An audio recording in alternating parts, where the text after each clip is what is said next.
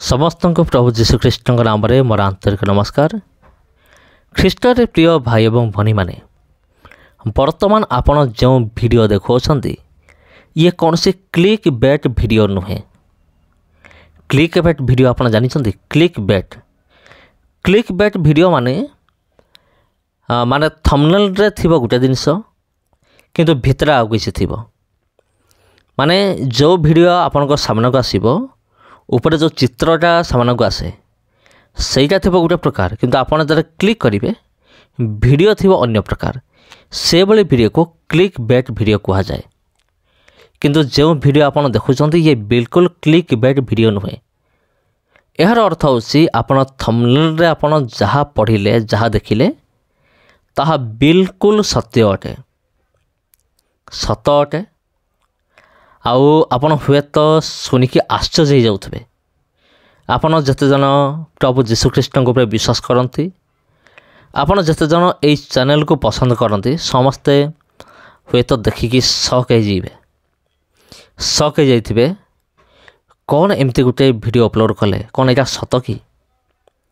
तबे प्रिय बंधुगण तार उत्तर होची हाँ प्रिय बंधुगण यही घटनाटा बिल्कुल मजा सत अटे।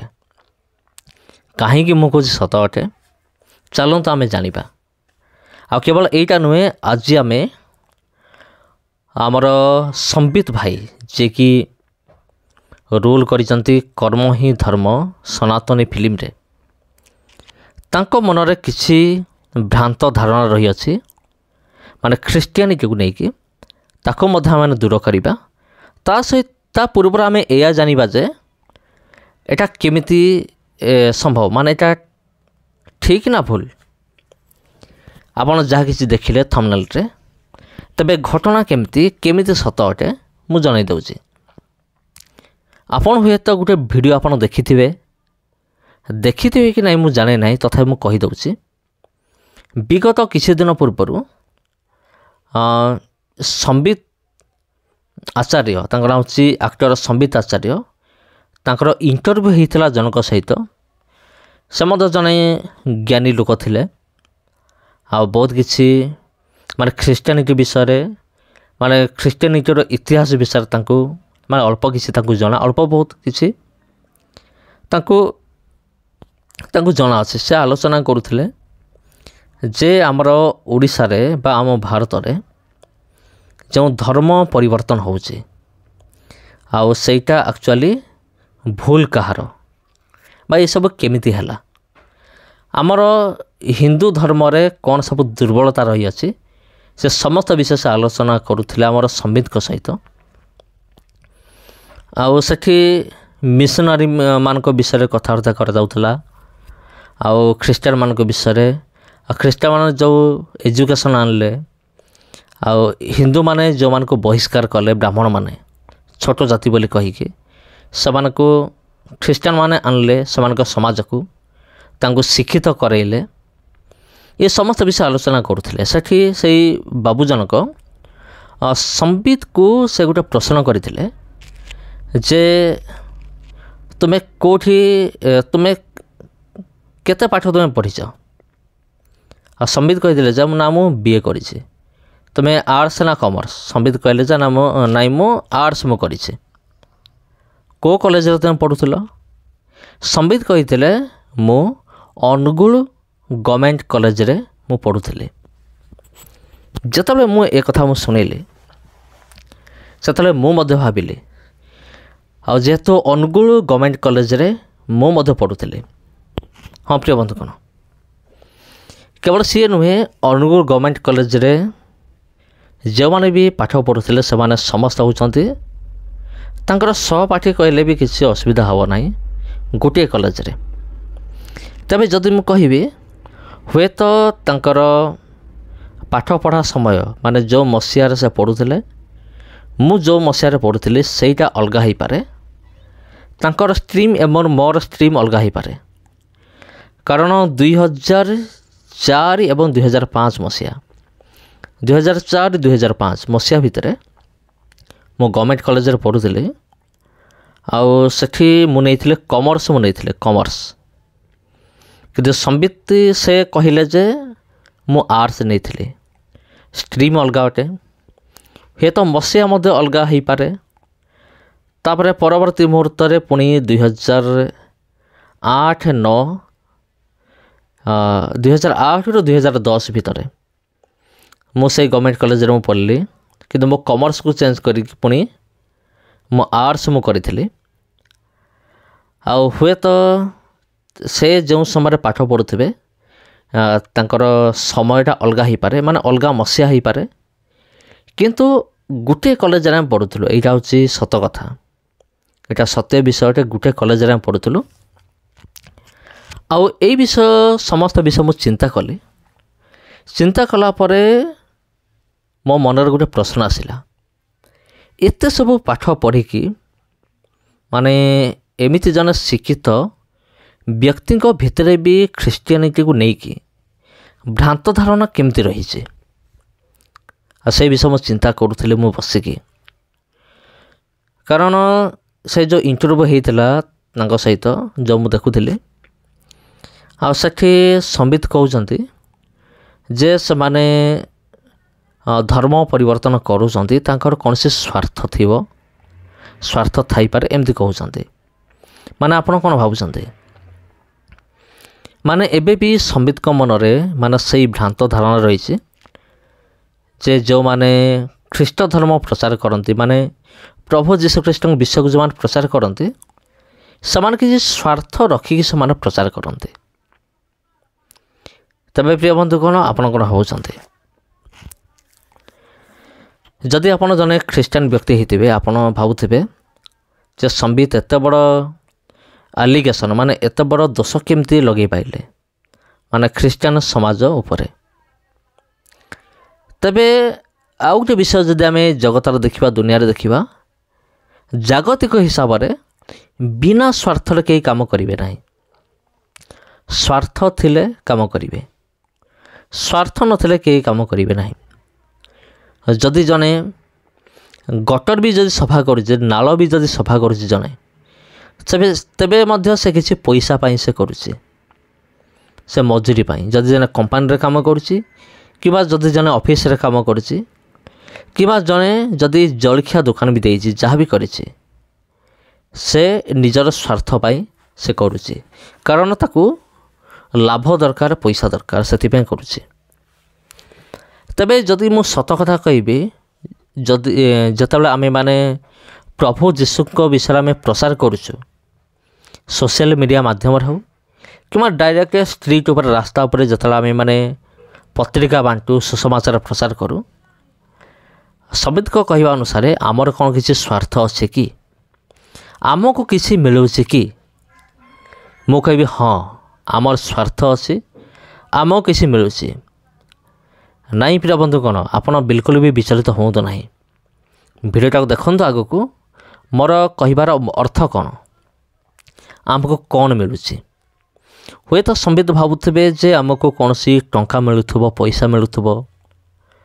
ଆଉ କିଛି ଅନେକ ବିରୋଧୀ ଅଛନ୍ତି, ସେମାନେ କହନ୍ତି ତୁମକୁ ଚାଉଳ ବସ୍ତା ମିଳୁଛି, ଆଉ ତୁମକୁ ଟଙ୍କା ମିଳୁଛି, ଚାଉଳ ବସ୍ତା ମିଳୁଛି, ଆଉ ସେଥିପାଇଁ ତୁମେ ଖ୍ରୀଷ୍ଟିଆନ ହେଇଗଲ, ମାନେ ବସ୍ତେ ଚାଉଳ ପାଇଁ। ଏ ସମସ୍ତ ବିଷୟ ତ ଭ୍ରାନ୍ତ ଧାରଣା ଅଟେ। ଛାଡ଼ନ୍ତୁ, ଆମେ ଆଗକୁ ଯିବା। ଆମର କ'ଣ ସ୍ୱାର୍ଥ ଅଛି? ଆମେ ଯୀଶୁଙ୍କ ବିଷୟ ପ୍ରଚାର କରୁଛୁ, ଆଉ ଯେଉଁମାନେ ବିଶ୍ୱାସ କରୁଛନ୍ତି ସେମାନେ ଆପେ ଆସୁଛନ୍ତି ଯୀଶୁଙ୍କ ନିକଟକୁ। ସେମାନଙ୍କୁ କ'ଣ ମିଳୁଛି, ଆମକୁ କ'ଣ ମିଳୁଛି, ଆଉ ସେମାନଙ୍କୁ କ'ଣ ମିଳୁଛି, ସେମାନେ କ'ଣ ପାଉଛନ୍ତି? ଆଉ ଯଦି ଆମେମାନେ ଦେଖିବା ଆମର ସ୍ୱାର୍ଥ ଅଛି, କ'ଣ ସ୍ୱାର୍ଥ ଅଛି? ଟଙ୍କା ପଇସାର ସ୍ୱାର୍ଥ ନୁହେଁ, ଚାଉଳ ବସ୍ତାର ସ୍ୱାର୍ଥ ନୁହେଁ, ବିଲକୁଲ ନୁହେଁ। ଜଗତର ଯେତେ ସବୁ ଭୋଗ ବିଳାସ ଆଉ ଯେତେ ସବୁ ଧନ ଦୌଲତ, ସେଥିପାଇଁ ନୁହେଁ। ସେଥିପାଇଁ ଆମେମାନେ ପ୍ରଭୁ ଯୀଶୁଙ୍କ ବିଷୟ ପ୍ରଚାର କରୁନୁ। ତେବେ ଅନେକ ଖ୍ରୀଷ୍ଟ ବିରୋଧୀ ପ୍ରଶ୍ନ କରିବେ, ତେବେ କାହିଁକି ତୁମେ ଯୀଶୁଙ୍କ ବିଷୟ ପ୍ରଚାର କରୁଛ? ତୁମେ କାହିଁକି ଲୋକମାନଙ୍କୁ ଖ୍ରୀଷ୍ଟିଆନ କରୁଛ ତାଙ୍କର ଭାଷା ଅନୁସାରେ? ତେବେ ମୁଁ ଗୋଟେ ବିଷୟ କହିବି, ଆମକୁ ନା ଟଙ୍କା ମିଳୁଛି, ନା ଆମକୁ କୌଣସି ଚାଉଳ ବସ୍ତା ମିଳୁଛି, ନା କ'ଣ ମିଳୁଛି, କିନ୍ତୁ ଆମକୁ ଶାନ୍ତି ମିଳୁଛି। ଆଜ୍ଞା ଏମିତି ଗୋଟେ ଶାନ୍ତି ଯାହାକି ପ୍ରଭୁ ଯୀଶୁଖ୍ରୀଷ୍ଟ ଦେଇଥିବା ନିଜର ଶାନ୍ତି। ସେଥି ନିମନ୍ତେ ଆମେମାନେ ଯୀଶୁଙ୍କ ବିଷୟ ପ୍ରଚାର କରୁଛୁ।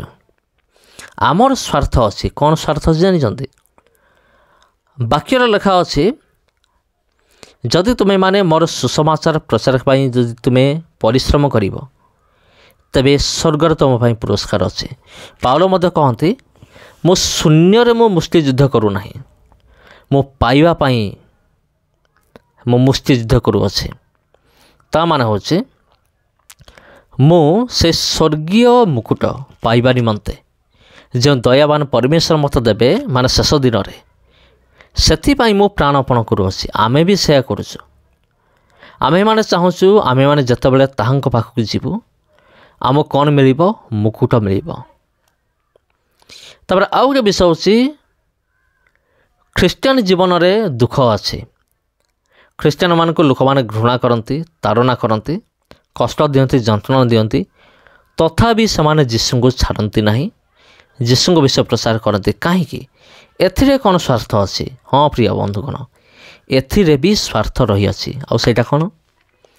ଆଉ ସେଇ ସ୍ୱାର୍ଥ ବିଷୟ ହେଉଛି, ଯେତେବେଳେ ଆମେମାନେ ସ୍ୱର୍ଗ ଯିବା ଆମେ ମୁକୁଟ ପ୍ରାପ୍ତ ହେଉ। କାରଣ ଯୀଶୁ କହିଲେ, ଧାର୍ମିକତା ନିମନ୍ତେ ତାଡ଼ନା ପ୍ରାପ୍ତ ଲୋକେ ଧନ୍ୟ, କାରଣ ସ୍ୱର୍ଗ ରାଜ୍ୟ ସେମାନଙ୍କର। ମାଥିଉ 5 ପର୍ବରେ ଲେଖା ଅଛି। ଆଉ ସେଥିପାଇଁ ଆମେମାନେ ତାଡ଼ନାକୁ ଭୟ କରୁନୁ, ଆମେ ଦୁଃଖ କଷ୍ଟକୁ ଆମେ ବିଲକୁଲ ବି ଭୟ କରୁନୁ। କିନ୍ତୁ ଏହାର ଅର୍ଥ ଏହା ନୁହେଁ ଯେ ଆମେ ଡରୁଆ ବି ନୁହଁ, ମାନେ ଆମେ କାହାକୁ ଭୟ ବି ଆମେ କରୁନାହୁଁ। ଆମେ ଜଣକୁ ଭୟ କରୁ, ସେ ହେଉଛନ୍ତି ପ୍ରଭୁ ଯୀଶୁଖ୍ରୀଷ୍ଟ। ଏ ସମସ୍ତ ବିଷୟ ଅଛି, ସ୍ୱାର୍ଥ ବିଷୟ ରହିଅଛି। ଆମକୁ ଶାନ୍ତି ଦରକାର ଏବଂ ଏ ଶାନ୍ତି ଯିଏ ପାଇଛି, ଯଦି ସମ୍ବିତ ଭାଇ, ଯଦି ମୋର ଭିଡ଼ିଓ ତୁମେ ଦେଖୁଛ, ତେବେ ଗୋଟେ ବିଷୟ ମୁଁ କହି ରଖୁଅଛି ଯେ ସ୍ୱାର୍ଥ ଏଇଆ ସ୍ୱାର୍ଥ ଅଛି ଯେ ଆମକୁ ଶାନ୍ତି ମିଳୁଛି, ଆମେ ଶାନ୍ତିରେ ଅଛୁ। ଏଇଟା ଏମିତି ଗୋଟେ ଶାନ୍ତି, ଘର ନଥିବ, ଆମେ ବାହାରେ ରହିବୁ କିନ୍ତୁ ଆମେ ଶାନ୍ତିରେ ଥିବୁ।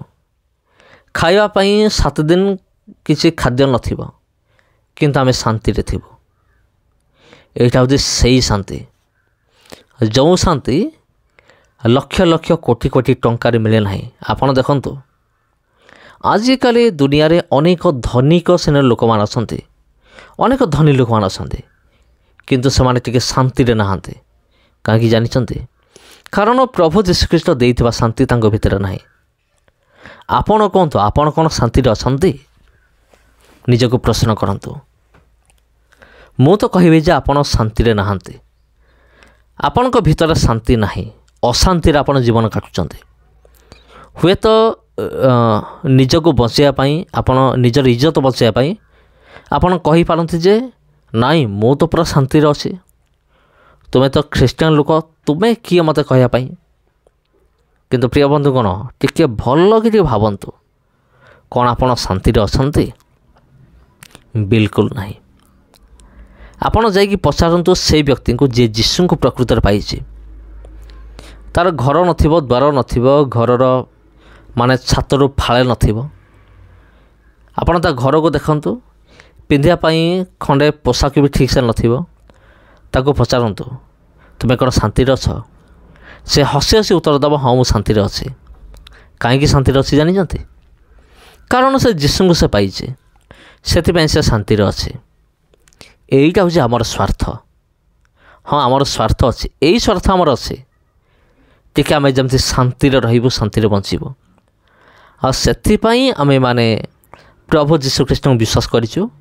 କୌଣସି ଟଙ୍କା ପାଇଁ ନୁହେଁ କି ଧନ ପାଇଁ ନୁହେଁ। ଟିକେ ଦେଖନ୍ତୁ, ଧରାଯାଉ ମୋତେ 1,00,000 ଟଙ୍କା ମିଳିଗଲା, ମୁଁ ଖ୍ରୀଷ୍ଟିଆନ ହେଇଗଲି। ଧରାଯାଉ ସେ 1,00,000 ଟଙ୍କା ଖାଇ ଖାଇ ସରିଯିବ, 6 ମାସ ବି ଲାଗିବ ନାହିଁ, ସେ ଟଙ୍କା ସରିଗଲା।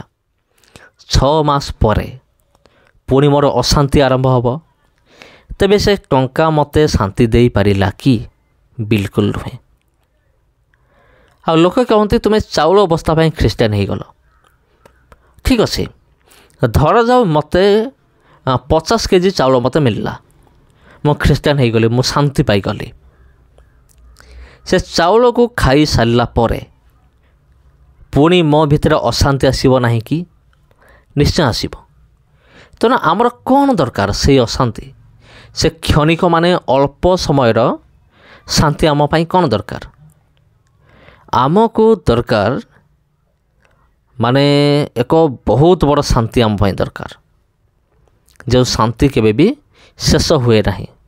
आपड़ जाकि पचारतु शांति अच्छु कि से कह ना मो शांति ना किंतु जे जीशु को पाई से कह मु बहुत शांति अच्छी जीशु को पाई। तबे प्रिय बंधुगण धन जपर्यंत थी से पर्यंत टिके टिके शांति थी भितर धन सरीगले निज लोक दूरे गले आउ को शांति भितर रहिबो। समस्त ख्रीष्ट प्रिय आंतरिक नमस्कार। जदि वीडियो आपको भल लगी था ये वीडियो को लाइक करंतु शेयर करंतु चैनल को सब्सक्राइब करंतु। धन्यवाद।